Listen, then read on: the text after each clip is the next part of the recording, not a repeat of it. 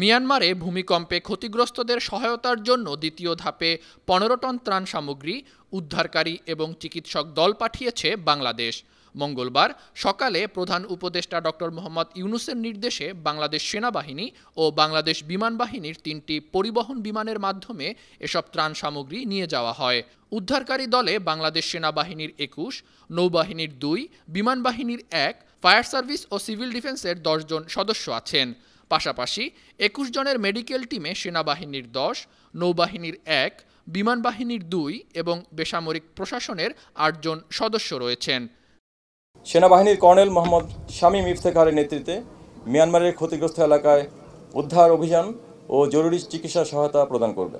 আপনারা ইতোমধ্যে অবগত আছেন যে মাননীয় প্রধান উপদেষ্টার নির্দেশে গত ২৮ মার্চ ২০২৫ তারিখে মিয়ানমার ও থাইল্যান্ডে সংঘটিত ভয়াবহ ভূমিকম্পে মিয়ানমারের ক্ষতিগ্রস্ত এলাকায় সহায়তার অংশ হিসেবে সশস্ত্র বাহিনীর মাধ্যমে জরুরি ভিত্তিতে ত্রাণ সামগ্রী, উদ্ধার ও চিকিৎসা সহায়তা দল প্রেরণের উদ্যোগ গ্রহণ করা হয়েছে।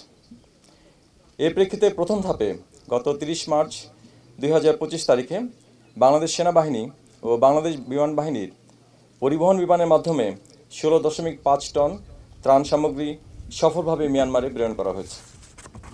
এরই ধারাবাহিকতায় আজ ১ এপ্রিল ২০২৫ তারিখে বাংলাদেশ সেনাবাহিনীর ১টি এবং বাংলাদেশ বিমান বাহিনীর ২টি পরিবহন বিমানের মাধ্যমে উদ্ধার সরঞ্জামাদি সহ একটি উদ্ধারকারী দল, জরুরি ওষুধ সামগ্রী সহ একটি চিকিৎসক দল এবং আরও ১৫ টন ত্রাণ সামগ্রী মিয়ানমারের নেপিদের উদ্দেশ্যে অল্প কিছুক্ষণের মধ্যে যাত্রা শুরু করবে। উল্লেখ্য যে ৫৫ সদস্য বিশিষ্ট বাংলাদেশ সহায়তাকারী দল সেনাবাহিনীর কর্নেল মোহাম্মদ শামীম ইফতেখারের নেতৃত্বে মিয়ানমারের ক্ষতিগ্রস্ত এলাকায় উদ্ধার অভিযান ও জরুরি চিকিৎসা সহায়তা প্রদান করবে। ৩৪ সদস্য বিশিষ্ট উদ্ধারকারী দলের মধ্যে বাংলাদেশ সেনাবাহিনীর ২১ জন, নৌবাহিনীর ২ জন, বিমান বাহিনীর ১ জন এবং ফায়ার সার্ভিস ও সিভিল ডিফেন্সের ১০ জন সদস্য রয়েছেন। এছাড়াও ২১ সদস্য বিশিষ্ট চিকিৎসা সহায়তা দলের মধ্যে বাংলাদেশ সেনাবাহিনীর ১০ জন, নৌবাহিনীর ১ জন, বিমান বাহিনীর ২ জন এবং অসামরিক ৮ জন বিশেষজ্ঞ চিকিৎসক ও নার্স রয়েছেন। উদ্ধারকারী ও চিকিৎসা সহায়তা প্রদানকারী দলের পাশাপাশি আজ আরও ১৫ টন ত্রাণ সহায়তা মিয়ানমারে প্রেরণ করা হচ্ছে। এর মধ্যে রয়েছে শুকনো খাবার, বিশুদ্ধ পানি, তাঁবু, হাইজিন প্রোডাক্ট এবং ঔষধ। এখানে উল্লেখ্য যে মিয়ানমারের ক্রান্তিকালে বাংলাদেশ সরকারের এই মানবিক উদ্যোগে সশস্ত্র বাহিনীর পাশাপাশি বাংলাদেশ সরকারের সংশ্লিষ্ট কার্যালয় এবং মন্ত্রণালয় পূর্ণ সহায়তা প্রদান করেছেন।